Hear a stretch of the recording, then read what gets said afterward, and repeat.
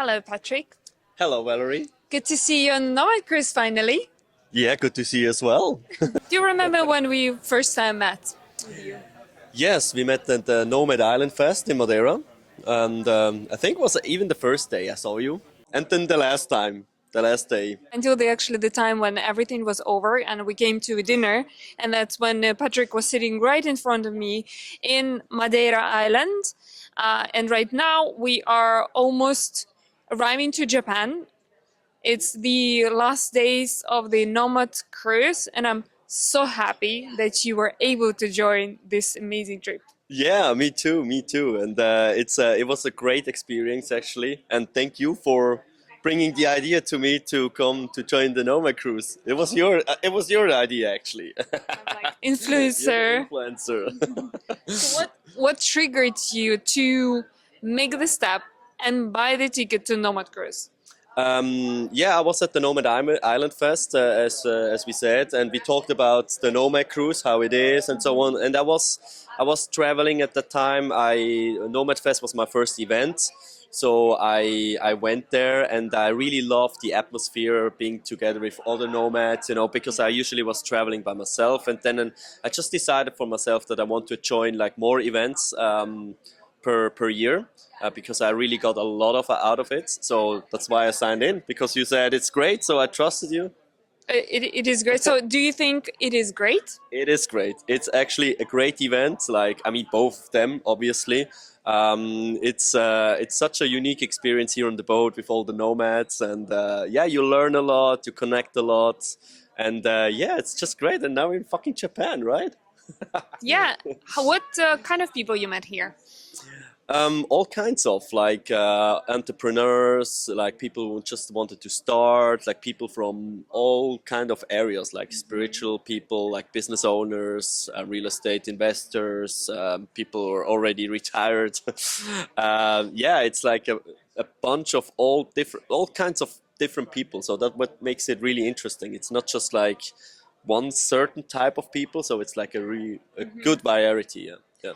You've been on Madeira Island Fest and you've been on Nomad Cruise.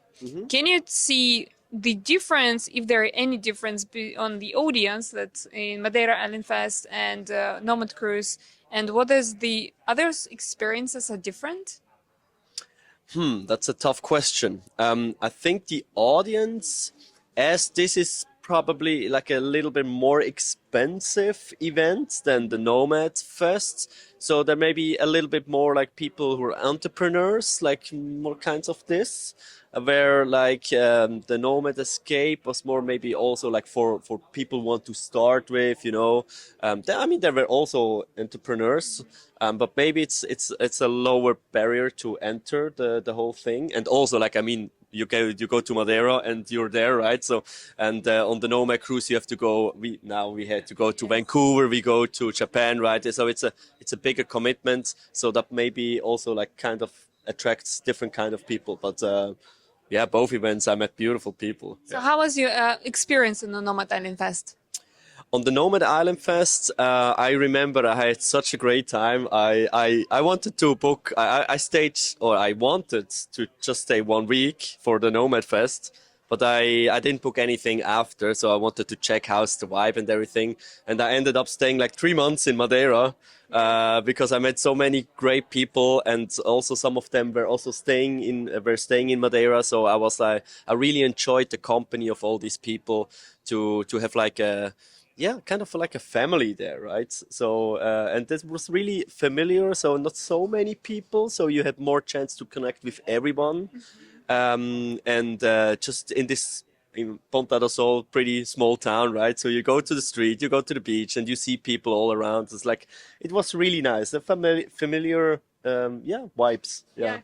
Do you remember anything from the program or experience that what you could learn from Nomad Island Fest? Like, imagine I have never been there, and I'm considering to go to Madeira to join Michelle's event, Nomad Island Fest, and I'm doubting. Can you try to convince me? Yeah, I think the first thing is like if you want to get into this scene or want to join like one of these events, I think this you cannot really explain, you know. It's I think you just need to go for it and you will not regret it because you're gonna learn so much, you're gonna meet so many amazing people, you're gonna have amazing time, right? So I think it's not don't think too much how it could be, you know, it's gonna be different anyways than in your imagination. Just do it, just go for it, commit. We know nomads have commitment issues. I know I have that as well, but just commit for this event and then just go and you're gonna see it's an amazing event and you're gonna have a lot of fun and gonna meet amazing people.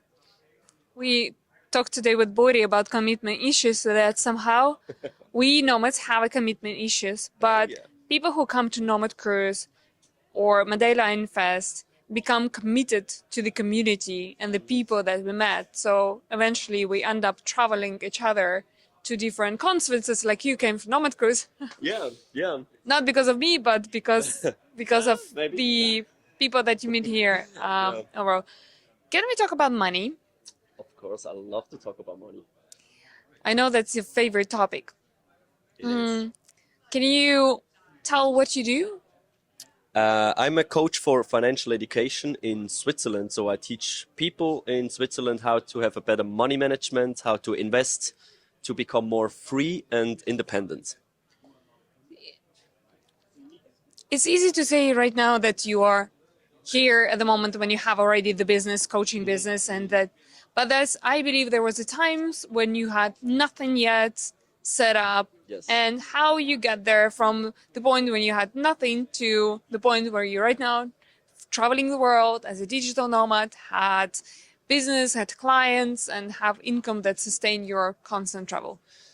Yeah, as you said, it's sometimes it's surreal that now that I now have this business. You know, I remember really good that when I was starting, you know, I was struggling. I didn't know if it works. You know, so that just also like same thing as before when in the event. Just commit, just do something, just start. You know, I think you need to start and it's a path, you know, and it's a long path. And when you look at it as a whole, it looks like overwhelming. It's like, holy shit, there's so many things to do. I'm not sure if I can make it. But if you just take step by step and start your way So how and did you start doing? be consistent. I started with a webinar actually. So I was a side business. I was still working a corporate job in Switzerland. I decided to do a webinar about like an on or like a group course. And I just made this webinar. I gave free content away. I told them something about what I knew at that time, and I said, "Hey, I have a course. I have a group call for a few $100, and yeah, I just pitched this, and people signed up, and that was the start of my business. And since then, I'm just making or trying to make it better and better and better, and do Yeah, something. you're coaching in the financial sector. What is your background on that gave you this expertise that now you can teach people?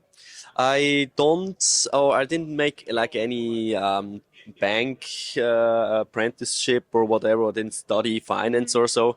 It was of experience, own experience. I made some courses, of course. I so educated myself. That was the first thing. It's the most important thing.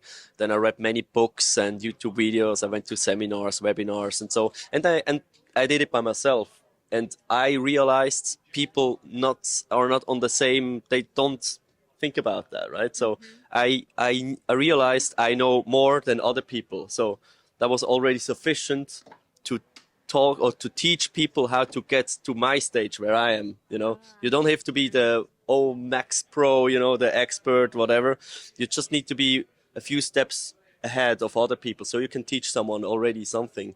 And this helped, and people appreciated it, and they got better. And yeah. But one thing is to have expertise, and also you need to have expertise to wrap it up in the information that other people understand. Exactly. Was Yeah. it difficult for you? It's no, I think I'm just trying to be myself and try to explain it as easy as possible because finance sometimes people think, oh, you have to be really smart and you have to wear a tie, you know, in the suit to be a finance guy, you know. It's not the truth. So it's actually pretty simple. But people like in the banking scene, I think they want to make it complicated so they can sell it easier to you so you don't understand. So I try to make it really simple for people so that they understand they can do it by themselves. And yeah, I think that's what people want. Yeah. Do you have a budget that you plan while you travel? For example, per budget per month or depending where you go? Do you count how much you spend? I did that for many years. I'm not doing it anymore. Oh, that's a good sign. I know roughly. I mean, I count. I check every month. I do like accounting. So I check how my wealth is going, how much cash I have, my investment money, how where's the value. So I check this, but I don't spend or I don't check every single coffee. You know, so I don't do that anymore. I think that's when I changed when I started to earn my money. It got like I wanted to create like a mindset of I have enough.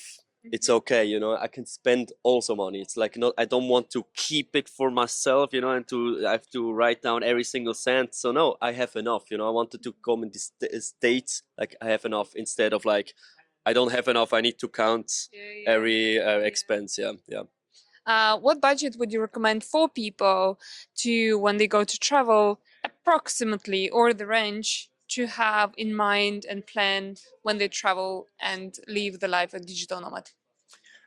So I think when I started traveling, that was more backpacking, to be honest, right? So that was like maybe $1,000 per month.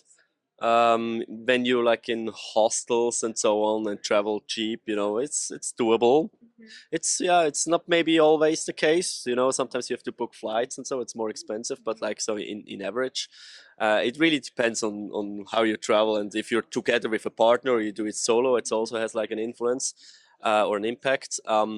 Yeah, that's how I started. Now it has grown because I usually stay in Airbnbs than in hostels because I need to work or So how much per month do you usually spend, an average? now it's about like let's say 3 to 4 thousand. Yeah. I want to thank you again for bringing me to the Nomad Cruise because I think on without you I wouldn't be here. So that was the first time I got in contact with the Nomad Cruise, and yeah, I love it. I'm so excited now to explore Japan. It's first time here, and I'm super excited how it's gonna be. And yeah, thank you. And And I'm excited to go back to Madeira because in December this year, Michelle Marie is organizing another amazing Nomad Island Fest where we met last year. And this is proves that when you go to such events, you build friendship and then you never say good. You most of the cases you don't say goodbye, but you say see you later. see you later. And here we go. We meet on Nomad Cruise, and I'm sure that I'm gonna see you Yeah, of again course, and again. 100%. Yeah, thank you.